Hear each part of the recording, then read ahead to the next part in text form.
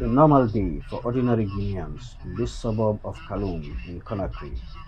Here, bullet holes on the walls of buildings serve as a reminder of the September 5 incident that changed the course of the country's political trajectory. The area is home to the presidential palace, known as Secretariat, which was the scene of intense firing on that fateful morning. A group of Special Forces soldiers, led by their commander, Colonel Mamady Doumbouya, stormed the heavily guarded palace, arrested the president, and announced the suspension of the constitution.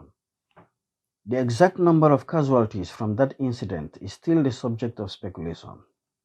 While some Guineans mourned the coup as an obstruction of the country's fledgling democracy, many others hailed the CNRD junta for saving democracy. The military justified its decision to topple Alpha Conde on entrenched corruption and maladministration. Conde's election in 2010 rekindled hopes of Guineans for a fresh start to democracy for a country that had known only dictatorship, coups, and mutinies. His critics say not only did he fail to take advantage of the opportunity, he also transformed himself into an autocrat. To make matters worse, the former political science professor, who spent decades fighting dictatorship, decided to tread the same undemocratic path by changing the constitution to allow him run for a third term, prompting deadly mass protests across Guinea. In the face of international condemnation, Doumbouya promised to transition the country back to democratic rule. But 7 months since the coup, he is yet to provide any clear pathway to this, and public sentiments are gradually changing to frustrations. Political parties and civil society in particular are concerned about the slow pace of the transition process. Abdul Kader Makanera of the Union des Forces Républicaines, or UFR, one of the top three largest political parties in Guinea, says despite repeated promises, all Guineans have seen is an increasingly reclusive leader. We've been in for 7 months, and even for the most optimistic of us, not the time frame. We kind of all knew that we weren't going to have an election in 6 months, which was a position of principle of the ECOWAS, which is where you start negotiating, right? They thought we'll say that, and then we'll have the counteroffer. We talk about it, but the silence is the big worrisome question around it. When they're not saying, when the current leadership, the military junta, is not saying anything about when and how we're going to get out of here, when there's no dialogue, when we don't see where we're going, flying blind is the most scary thing you can have. Right now we're scared because we're not seeing where we're going, and the person at the helm, at the commander, are not telling us where we're going. The Economic Community of West African States' 6 month deadline for the military to conduct elections passed without any clear transition plan in place. According to the CNRD's transition charter, Guinea would conduct elections in a gradual process, starting with local level polls to presidential election. Macanera says even for the most optimistic, 6 months wasn't reasonable enough a time to conduct elections. Their concern, he notes, is the lack of communication. We're only asking at this point for a political dialogue. Can we talk? He has not, honestly, we have been talking to him, but he hasn't been replying. Usually there are meetings that are supposed to, quote unquote meetings, but when we go, when the political leadership is invited, he's not there. I think they only met him once. So when he calls them, they get to the palace. He's other people that meet. We don't know who they are really, because the CNRD, that's the organization that he set in place, is not yet. They haven't filled it in yet. We don't know who are members of the CNRD. Unlike what the DIS did here, when in his time there was a CNDD. We knew the members, the president, the vice president, the first, second, we knew all that. This one is not organized that way. We only know him. And then, we ask him, okay, so since you're too busy to talk to us, who can we talk to? Like, who is CNRD? He said, oh, that's all the security forces in Guinea. You know, it's all the military, all the police, all the, you know, park police, everybody that's in uniform is CNRD. I mean, I can't talk to a traffic police about when we're going to finish the transition. I can't do that. The charter provides for the setting up of four bodies that make up the Transition Authority, which would collectively decide on key milestones, including drafting a new constitution, leading to the polls. What was thought to be the last of these organs, the National Transition Council, which served as the de facto parliament, was inaugurated in February. Besides questions around representation of all the voices in the NTC, political parties and pro-democracy groups say the whole process has been slow. Macanera says even CNRD itself is not fully constituted, lamenting that Doumbouya only runs the show through fellow officers with no official titles. The UFR was one of 58 political parties that signed a joint statement in March calling on the junta to immediately constitute a mechanism to facilitate dialogue with political parties, among a number of other demands. They threaten to resume mass protest if their demands are not met. Among these demands is the constitution of the CNRD.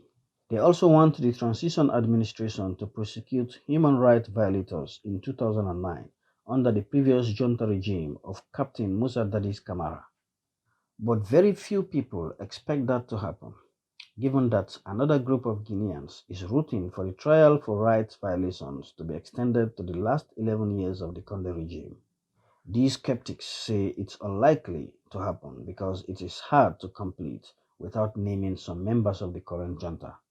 Amid the uncertainty occasioned by his silence on these issues, Doumbouya's focus on what some people see as distraction to the whole project of transforming the country to democracy is fueling a parallel public debate. Activist Fatou Souarehan of the non-governmental organization Wa Africa says while justice for women victims is close to their heart, the ultimate concern of Guineans is a proper transition process. And she is more concerned about the actions than the pace of the process, although she thinks 2 years would be a reasonable time. It's true that we are starting to worry a bit and to be doubtful of the intentions because pretty much as the junta came, we thought that yes, there are huge reforms and there are huge things to be done, but and that only a military junta can do, a regime can do. The civilians haven't been able to do it. So there are few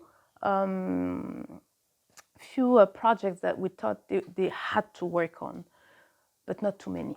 One of the CNRD's major projects currently is its clampdown on corrupt officials. While that is hailed by many Guineans, there is suspicion in some quarters that it is politically motivated. Scenes of protest by supporters of leading opposition politician Selou Dalen Diallo after armed men evicted him from his home speak to this.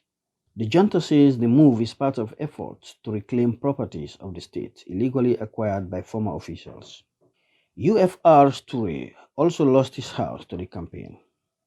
Both Diallo and Toure once served as prime minister, during which period they reportedly acquired the properties. The junta says conflict of interest, but the politicians insist they acquired them through appropriate procedure. Doumbouya has also taken actions that make him appear as consolidating his power, like trimming the army's senior rank and promoting fellow junior officers to strategic positions. He has also engaged in other controversial projects, like the remaining of the international airport after Sekou Touré. Sekou, who is well known abroad for his Pan-African stance at the levels of the likes of Kwame Nkrumah and Julius Nyerere, is a divisive figure at home, where his critics say he killed hundreds of opponents and jailed more. Some of those victims' relatives condemned the decision to name the airport after him. For Mrs. Swarihan, this is hardly the right time for such. Really, as a woman, that's the way I feel about it. Renaming the airport, we need to rename the airport within a transition, and even more when there is so much controversy around the name that was given to that airport. And not saying that I have anything against it. The question is it the time? Is it the time, considering that after all, maybe not as many generations as we would want have passed by since what we know of, the regime that we named the airport after the president that we named the airport after, and what has happened during his presidency. So I think that these are little things, but these are what I call distractions. There is a palpable feeling of anxiety in the Guinean public about the effect of possible sanctions by ECOWAS, which is determined to set example to deter what it sees as resurgence of coups in the region. At its last extraordinary heads of state summit in the Ghanaian capital Accra, the bloc ordered the junta to come up with a clear and acceptable transition timetable, latest April 25, or face financial and economic sanctions. While he ponders over this, the colonel may have to spare some thoughts for a threat closer to home.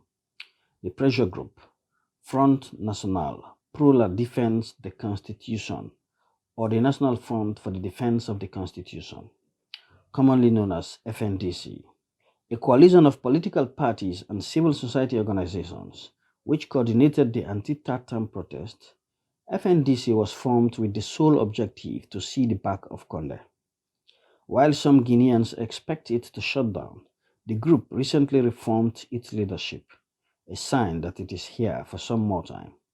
Its new coordinator, Omar Silla, a radical Pan-Africanist and an unapologetic admirer of Sékou Touré, says they will remain until the final victory. Ouais, la nouvelle étape reste toujours cette veille citoyenne sur le processus de la transition. Nous avons dit et nous avons fait savoir que le combat continue jusqu'à la victoire finale. Quand on parle de la victoire finale, ici, pour nous, cette victoire, c'est le retour rapide à l'ordre constitutionnel. Et même à part ça, le FNDC aujourd'hui, en tant que baromètre de la société, en tant qu'arbitre de la justice sociale, va toujours continuer, qu'à travers peut-être Foni Kemengue, tous les membres de la coordination nationale, ou à travers même, n'est-ce pas, d'autres membres, c'est-à-dire la jeune génération du FNDC, ces jeunes qui prendront la relève.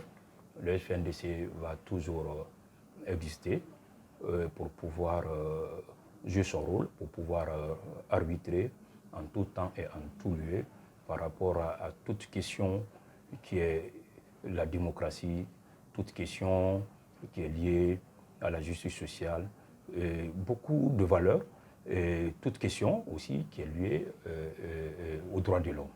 During its struggle against Conde, FNDC popularized the hashtag Amulamfe, a phrase in the Susu language meaning it will not work, in reference to Conde's third-term ambition.